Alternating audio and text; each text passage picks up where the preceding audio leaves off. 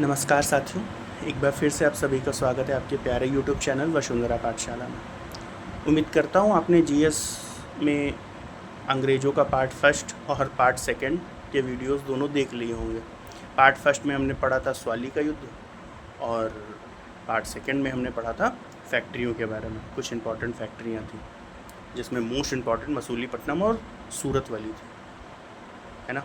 और हमने एक शाही फरमान वाला गोल्डन फरमान ये भी पढ़ा था, तो दोनों बहुत इम्पोर्टेंट। अच्छा, फरमान का मतलब यही कह सकते हैं ना कि देखिए, ऐसा नहीं है कि वो सोने के किसी पेपर वगैरह पे लिखा गया था, ऐसा नहीं था। चूँकि ये अंग्रेज़ों के लिए गोल्डन था, क्योंकि उनको अपॉर्चुनिटी एक खुली छूट मिल गई थी, इस वजह से उसको सुनहरा फरमान या गोल्डन फरमान बोला गया, ठीक है। तो ऐसा मत सोचिएगा कि वो सोने के पत्ते पे लिखा गया था या सोने की उस पर कढ़ाई की गई थी, ऐसा कुछ नहीं था। लेकिन हाँ, अंग्रेज़ों के लिए तो था गोल्डन।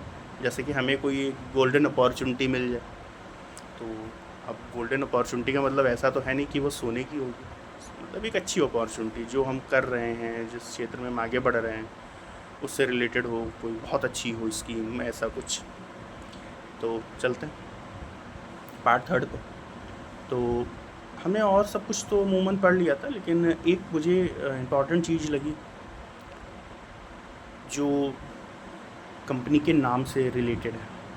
अमूमन हम तो जानते हैं ना कि कंपनी का नाम क्या था, ईस्ट इंडिया कंपनी, लेकिन ये नाम पड़ा कब? तो शुरुआत में इसका नाम ईस्ट इंडिया कंपनी नहीं था, तो उसी के बारे में थोड़ा सा है।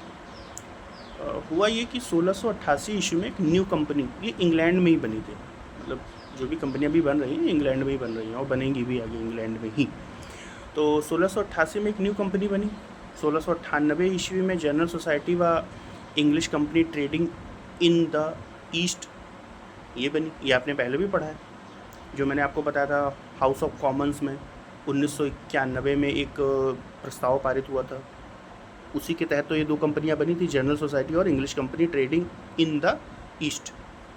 तो वो तो आपको पता ही होगा। अब जो एक न्यू कंपनी बनी जो 1988 वाली है, ये एक नई बनी थी जो पहले बन गई थी। अब इन सबका, इन तीनों कंपनियों का विलय हो गया।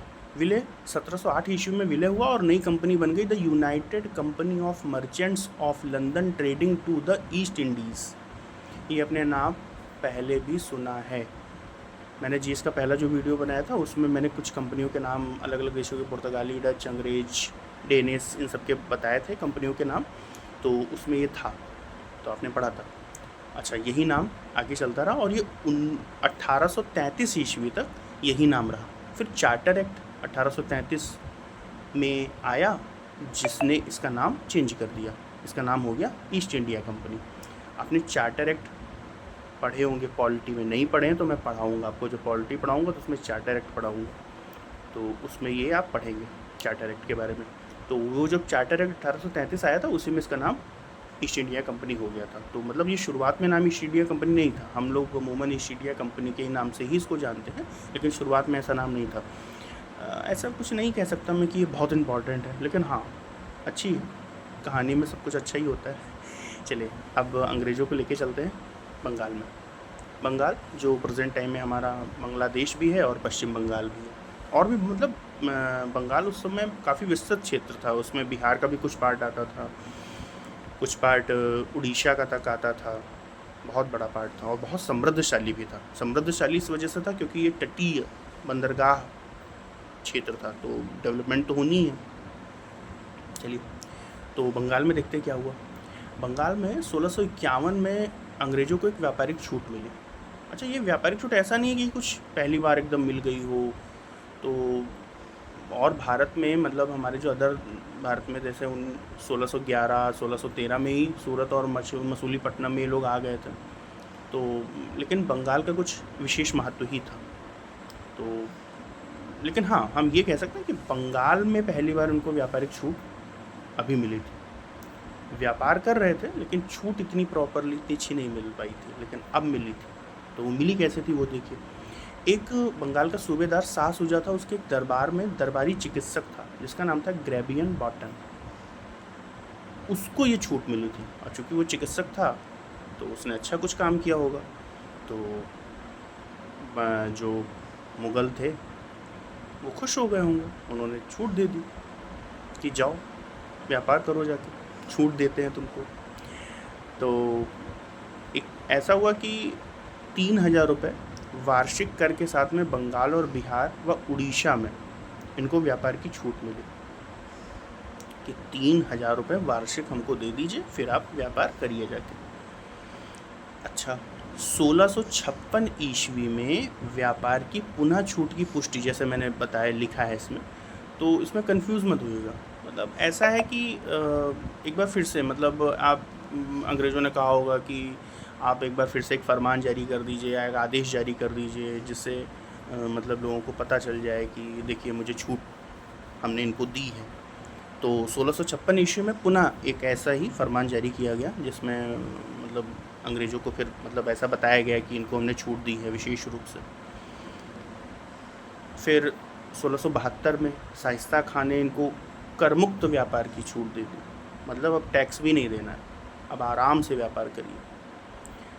फिर 1680 ईस्वी में औरंगजेब ने कहा कि कंपनी के कर्मचारियों को कर के लिए परेशान ना करें,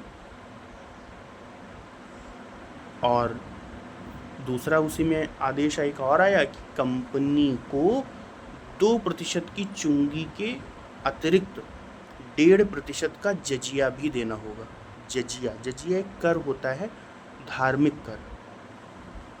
आगे चल के आप इस जजिया को पढ़ेंगे, आप नाम याद रखिएगा, जजिया बहुत इम्पॉर्टेंट है, बहुत पेपर में पूछा जाता है। जजिया की शुरुआत किसने की थी, ये सब कुछ तो आप याद रखिएगा। मध्यकालीन जब भारत का इतिहास पढ़ेंगे तो उसमें जजिया कर आएगा, तो याद रखिएगा। ये एक धार्मिक कर है। तो अब अंग्रेज़ों को 1.5% जजिया भी देना था। आपने इसमें कर मुक्त व्यापार, व्यापार में छूट, कर्मचारियों को परेशान ना किया जाए ऐसे शब्दों को पढ़ा है। तो आप ये ध्यान रखिएगा कि ये सभी छूटें जो मिल रही थी अंग्रेज़ों को, ये सब शुरुआती कारण थे अंग्रेज़ों के भारत में पूरी तरीके से पैर पसारने के। ठीक है, पूरी तरीके से फैल के बैठेंगे अभी। और ये आप मत सोचिएगा कि कोई डेवलपमेंट करने आए थे, या जो इससे पहले मुग़ल थे वो डेवलपमेंट कर रहे थे। ये कोई डेवलपमेंट कोई नहीं कर रहा था, सब केवल अपनी डेवलपमेंट कर रहे थे, अपना विकास कर रहे थे। जो कुछ भी किया उन्होंने अपना विकास किया, अपने सुख के लिए किया। हाँ, बाद में जाहिर सी बात है कि अब अगर उनके जाने के बाद में वो अपने सर पे तो लेके नहीं जाएंगे उन सब चीज़ों को, वो रहेंगे तो यहीं। आज उनको हम विरासत के रूप में देख रहे हैं। ठीक है, तो वैसे कहने को तो बहुत कुछ है, लेकिन हम अपने वीडियो को बस यहीं तक रखते हैं। वीडियो को लाइक करिए, अगर आपको अच्छा लग रहा है चैनल को सब्सक्राइब करिए, और ज़्यादा से ज़्यादा लोगों को शेयर करिए, और हमारे साथ जुड़े रहिए। हम आपको कहानी लगातार सुनाते रहेंगे, और कहानी के माध्यम से आप आराम से पढ़ते रहिएगा। अगर आपको कोई समस्या है तो आप प्लीज़ मुझे कमेंट करके बताइए कि मुझे ये समस्या है, ये चीज़ मैंने कुछ गलत पढ़ा दी है आपको, तो या मुझे बताइए, या ये चीज़ और आपको बतानी चाहिए थी, अगर ऐसा कुछ है। ठीक, धन्यवाद।